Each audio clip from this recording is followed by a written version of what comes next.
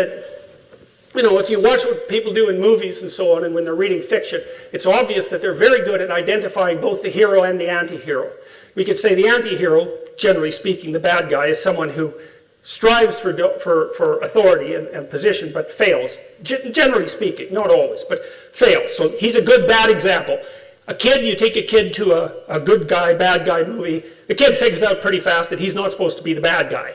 And figures out very quickly to zero in on the good guy. And that means that there's an affinity between the pattern of good guy that's being played out in the fiction and the perceptual capacity of the child.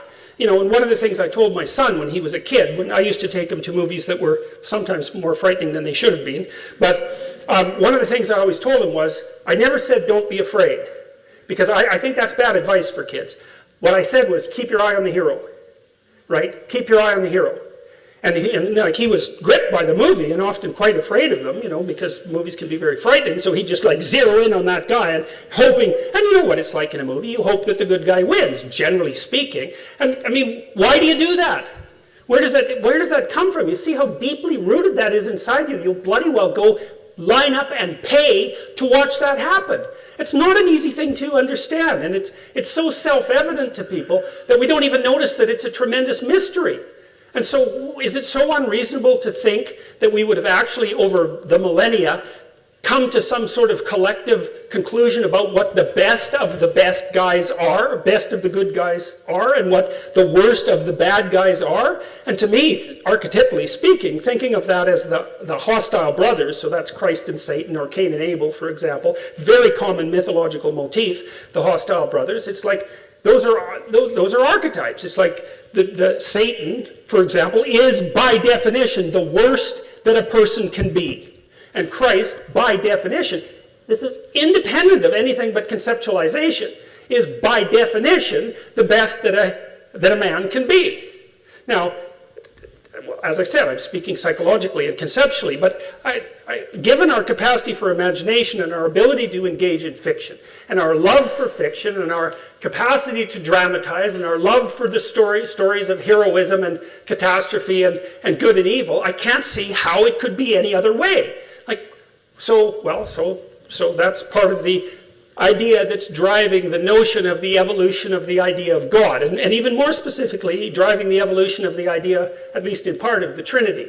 So God is an abstracted ideal formulated in large part to dissociate the ideal from any particular incarnation or man or any ruler. And there's another rule in the biblical stories, which is that when the actual ruler, I mentioned this before, when the actual ruler becomes confused with the abstracted ideal, then the state immediately turns into a tyranny and the whole bloody thing collapses. So the idea is so sophisticated. One of the things that we figured out, and this was a hard thing to figure out, was that you had to take the abstraction and divorce it from any particular power structure, and then think about it as something that existed as an abstraction, but a real thing, right? Real in that it governed your behavior, in everyone's behavior, including the damn king.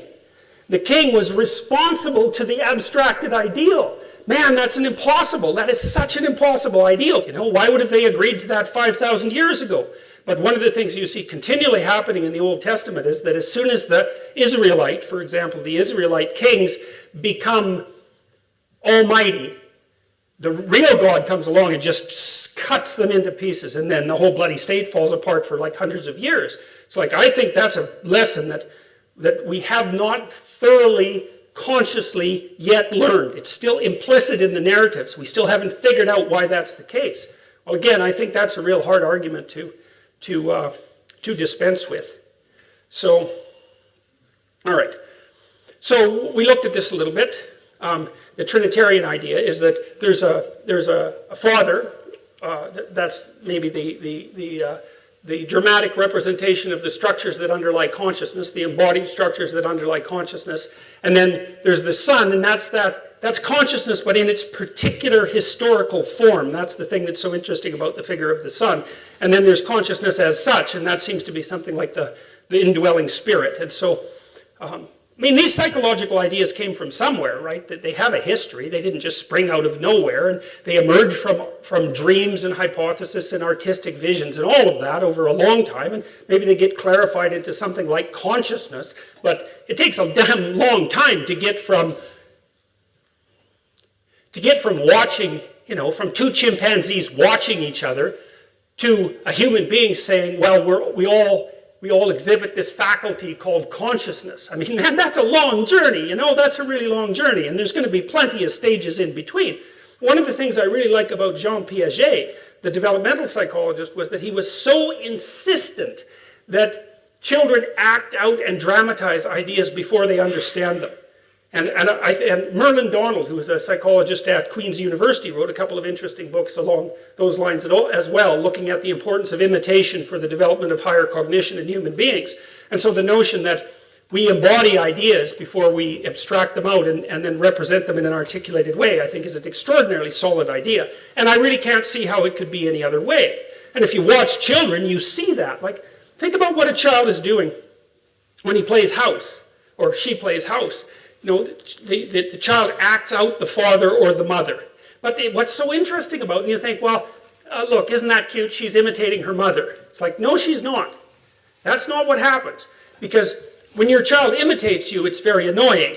Because you move your arm, and then they move their arm, and that you move your head. They copy you. No one likes that. It's direct imitation. That's not what a child's doing when the child is playing. What the child is doing is watching the mother over multiple instantiations, and then extracting out the spirit called mother. And that's whatever is mother-like across all those multiple manifestations, and then laying out that pattern internally and manifesting itself in an abstract world. It's so sophisticated. It's just, that's what you're doing when you're playing house or having a tea party or taking care of a doll. It's not like you've seen your mother take care of a doll. You haven't seen that. It's that you're smart enough to pull out the abstraction and then embody it. And certainly the child is attempting to strive towards an ideal at that point. She's not lighting her doll on fire, or it's, well, with, certain exceptions, but generally ones that we try to not encourage, right? So you see that capacity in children, and it's something we also know that if children don't engage in that sort of dramatic and pretend play to a tremendous degree, that they don't get properly socialized. It's really a critical element of developing self-understanding, and then also developing the capability of being with others, because what you do when you're a child, especially around the age of 4, is you jointly construct a shared fictional world. We'll play house together, let's say, and then you act out your joint roles within that shared fictional world, and that's a form of a very advanced cognition. It's very sophisticated, and I see that, and Piaget did as well, and so did Jung, and so did Freud, these brilliant observers, and also Merlin Donald, these brilliant observers of the manner in which cognition came to be. They noted very clearly that embodied imitation and dramatic abstraction constituted the ground out of which higher abstract cognition emerged.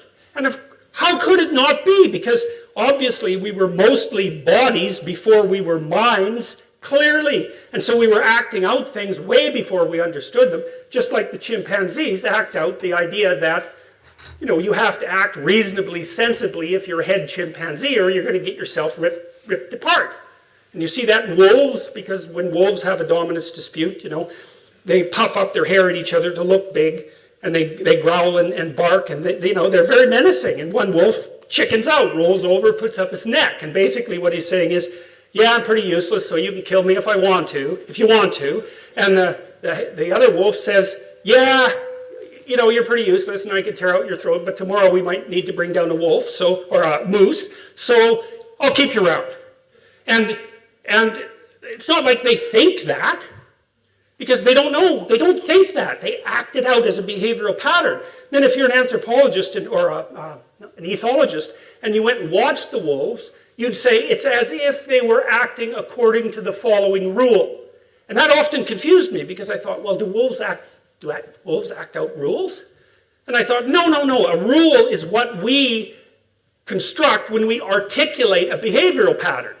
right? We observe a stable behavioral pattern, and when we articulate it, we can call it a rule. But for the wolves, it's not a rule, it's just a stable behavioral pattern. And so we acted like wolf troops or chimpanzee troops, all of that, and for untold tens and perhaps hundreds of millions of years before we were able to formulate that pattern of behavior in anything approximating a story or an image, and even longer before we could articulate it as a set of ethical rules.